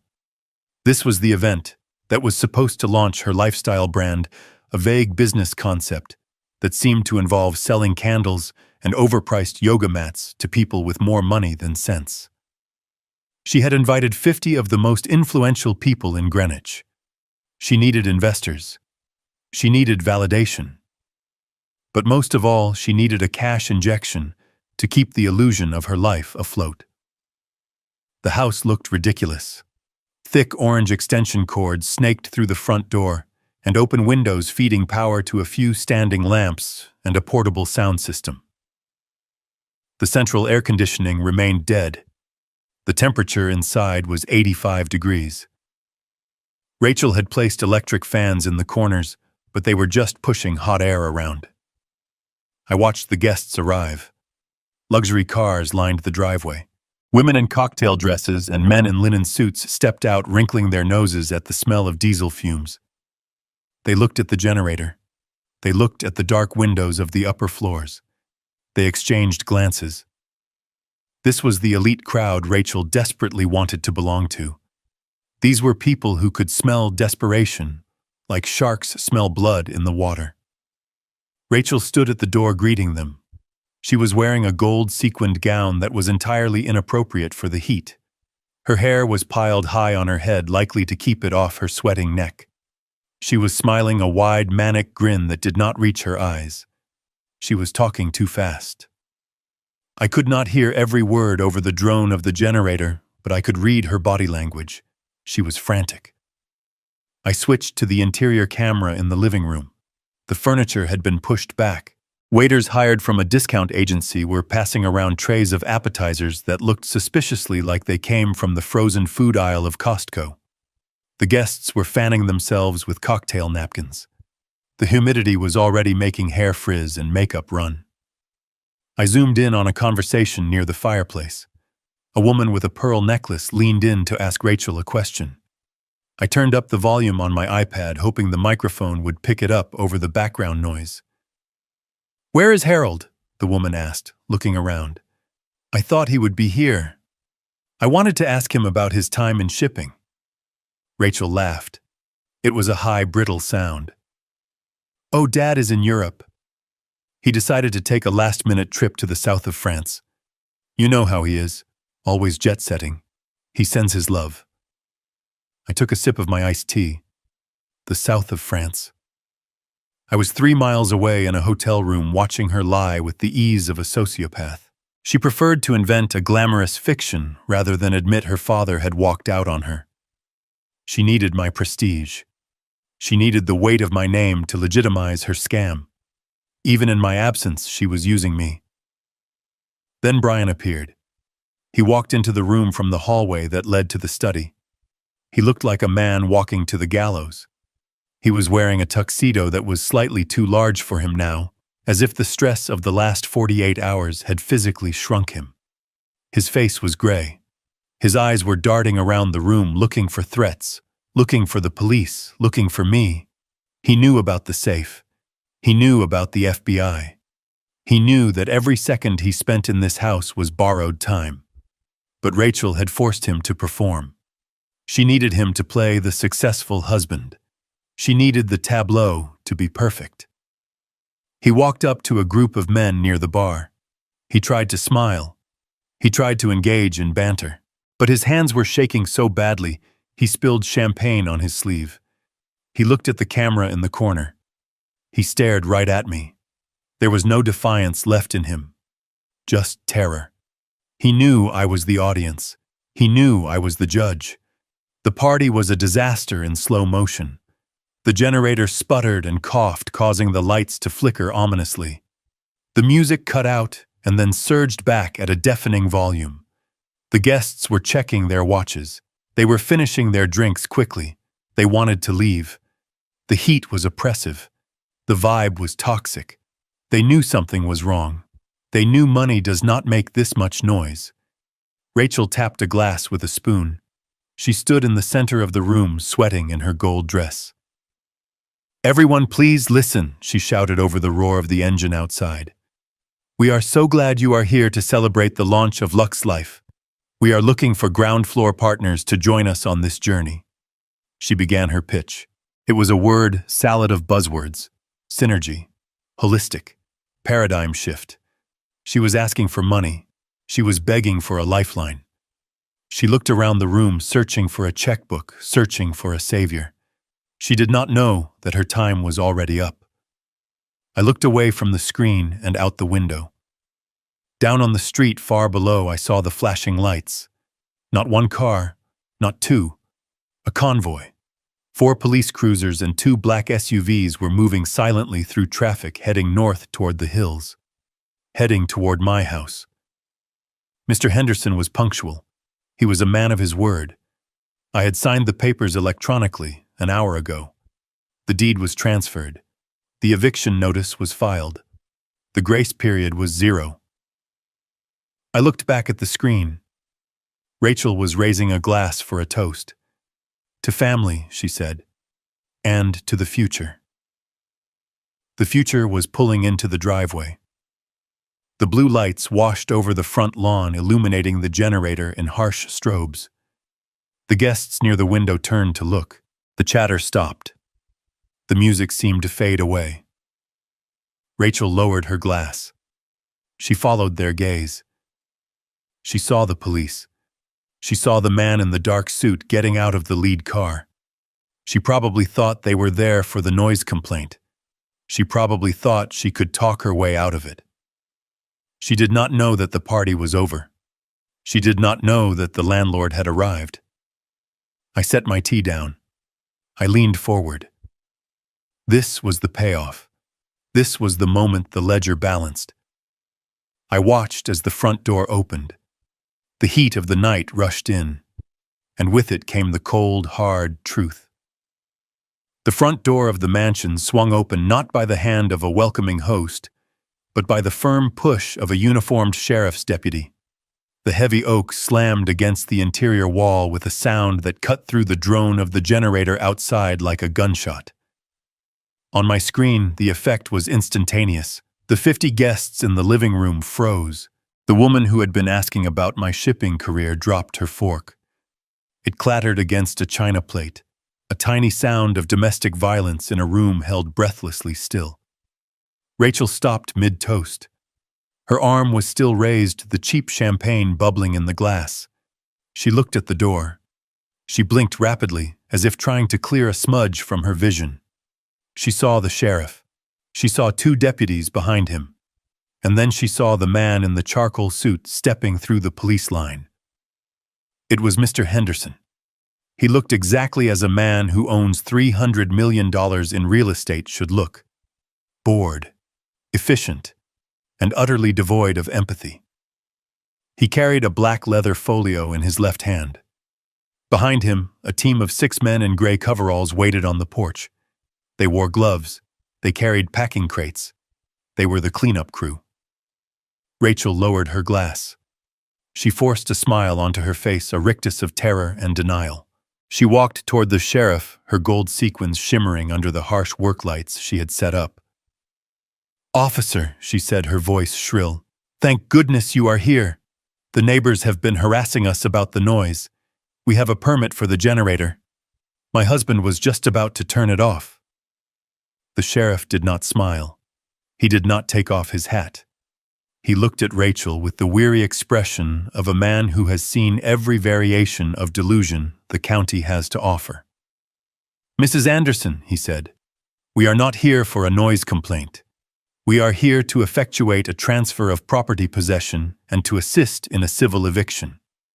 Rachel laughed. It was a wet, choking sound. "Eviction? That is absurd.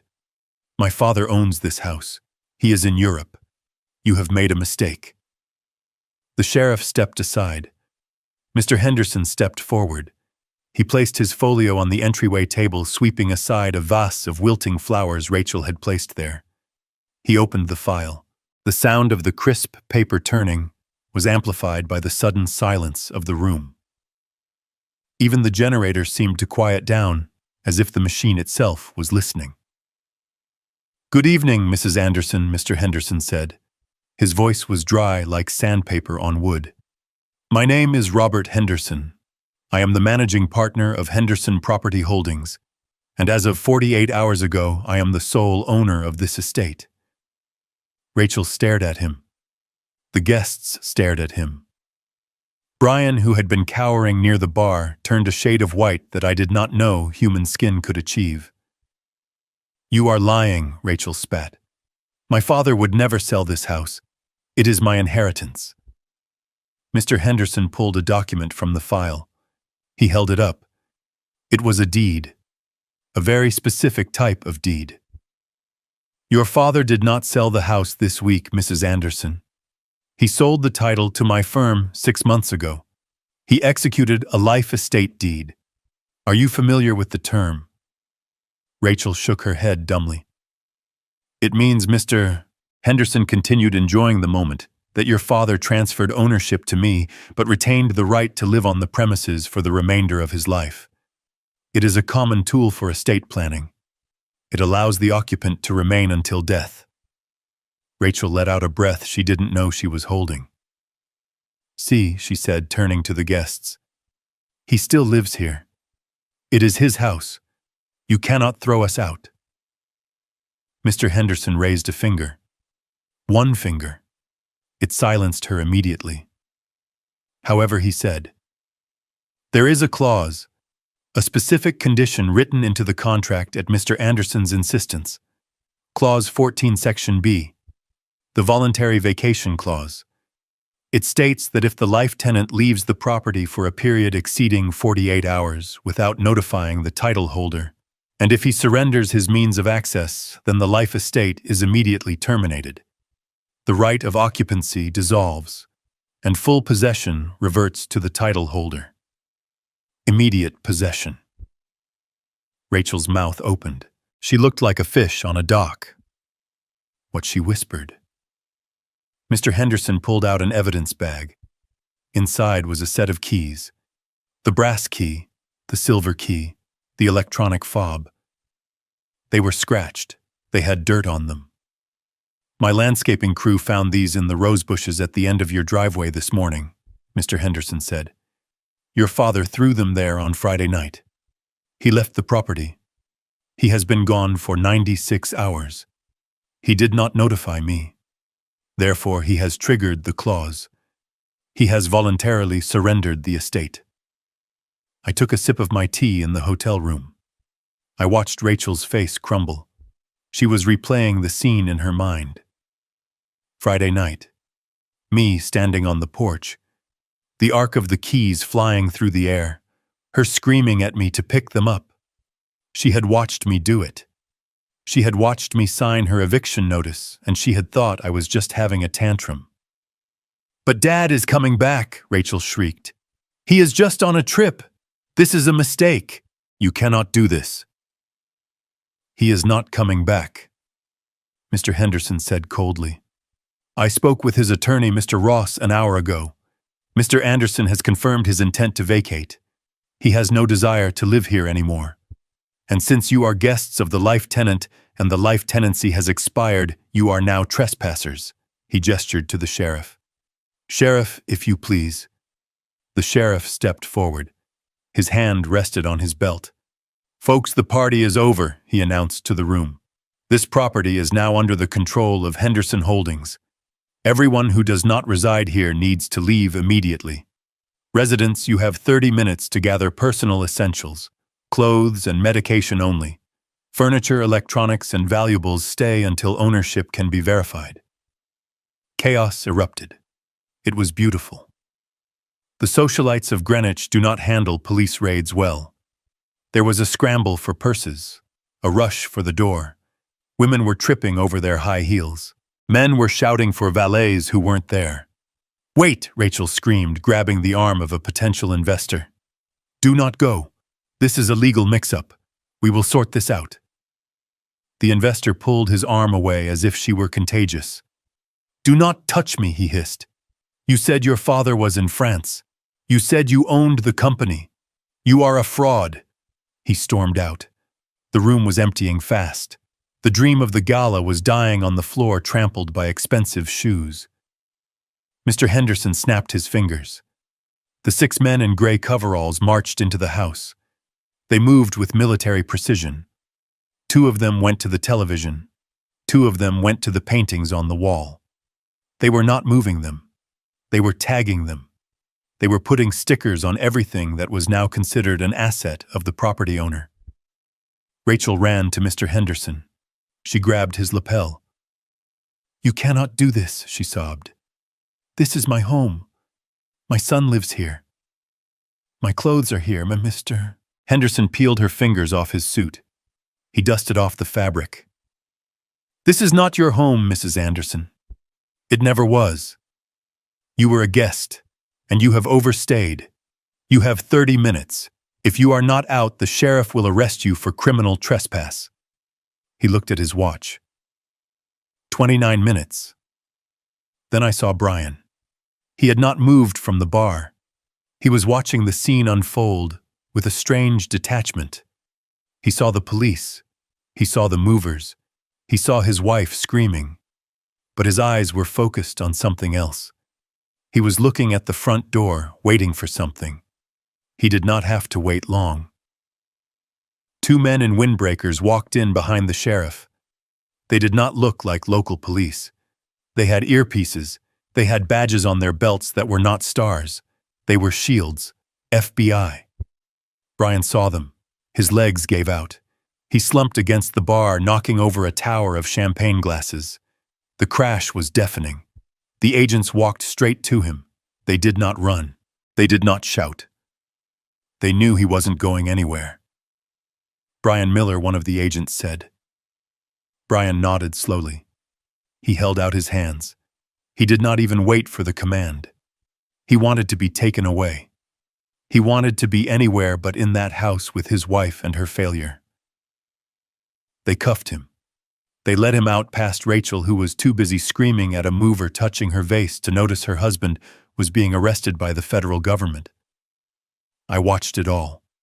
The screen of my iPad was a window into a hell I had constructed. The house was being stripped. The guests were fleeing. The family was being dismantled piece by piece.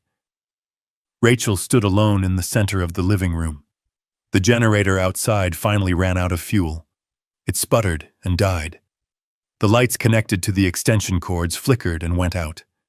The room plunged into darkness, illuminated only by the flashlights of the sheriff's deputies and the cold blue strobe of the police cruisers outside. Rachel looked around the dark, empty room. She looked at the camera. "Dad," she whispered into the blackness.